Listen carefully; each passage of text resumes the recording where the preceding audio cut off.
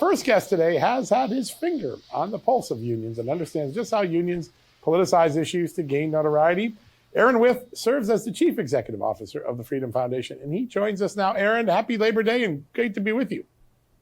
John, happy Labor Day to you. Thanks for having me on. You had a wonderful op-ed, and we had a story on Just the News about this. I love this. Government unions divert dues to leftist politics. Describe how these unions have become all one-sided over the last few decades.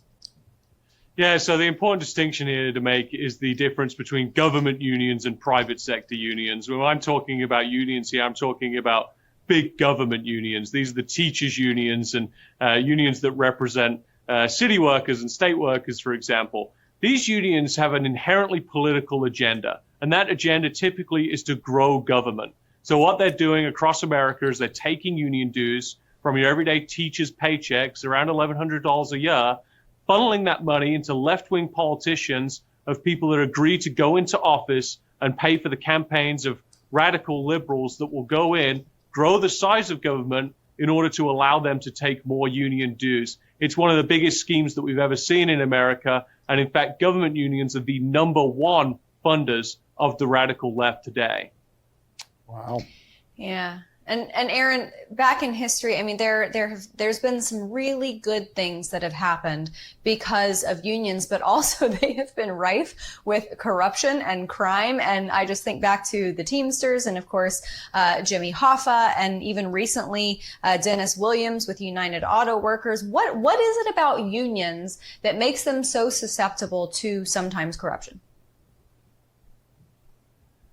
Yeah, Amanda, I'm having a hard time with my audio here, so I'm not quite picking up everything you're saying there. But I think to double down on the point that I made earlier is that when you talk about government unions and the radical left, government unions like teachers unions have become so big today that they're taking literally billions of dollars. Last election, they took $1.6 billion out of the campaign, out of the paychecks of teachers and the likes, and funneled that money into radical politicians. And I think the #1 example right now is Joe Biden.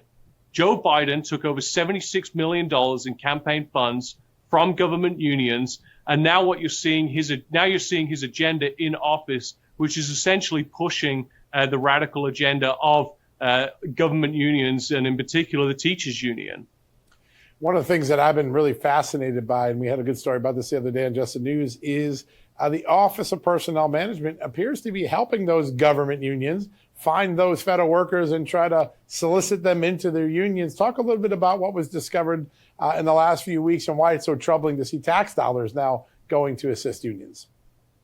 Yeah, you see the federal government today under the Biden administration helping identify hundreds of thousands of federal employees that do not pay union dues. They refuse to. They either opted out of their union or never joined because they didn't like the agenda of it, or for whatever reason they chose to. The money was better off in their pockets. And now you see the federal government actually helping the unions to identify these people, turn over records with these people's information, and then you see the unions celebrating the fact that the Biden administration did this and go out and actually advocate for those people to join the union. It was a complete favor from Biden to the unions. And again, this is the union's agenda being played out in the forefront. And the union actually, when we caught this, they took down the press release from their website, right, celebrating Biden helping them. Aaron, public support for unions over the last century or so has vacillated. But with COVID, I think that a lot of people, their opinion of unions, especially surrounding education, diminished. Do you think that that's the case? And is there a way for unions like that, especially pertaining to education and our kids, for them to repair that reputation and actually do things that benefit the people they're intended to? I think there is a way. I think there's a long way to go. I think that some of the unions, some of the teachers unions in particular, I think of some of the better ones as the local-only associations. And those are unions that take a small fraction of money from your everyday teachers. And really, the only thing that money goes towards is towards represent them in collective bargaining, in contract negotiations. It does not go to a big political agenda. But over the past couple of years, as you mentioned, Amanda, we've seen the teachers' unions presence prevalent in not just politics, but in our everyday lives by keeping our kids out of schools and forcing them to wear masks and pushing CRT and sex ed and all the rest of it that's part of the radical teachers' unions agenda. I think it's time to put the power back in the hands of workers and teachers and other employees around the country and out of the hands of these big radical teachers' unions bosses that are controlling literally billions of dollars,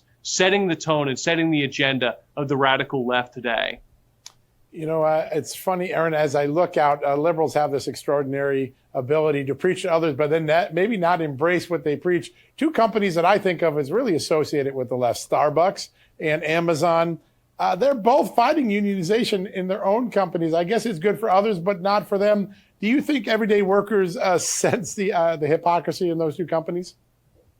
Yeah, I think they are. I think one of the big problems is that when you're a big woke corporation, you can never be woke enough for the left. And that's what we're seeing play out here when they're trying to unionize Starbucks and Amazon and the likes. But ultimately, union membership is at an all-time low. Workers realize that they can represent themselves better than a union can, and they don't have to pay thousands of dollars a year to do it.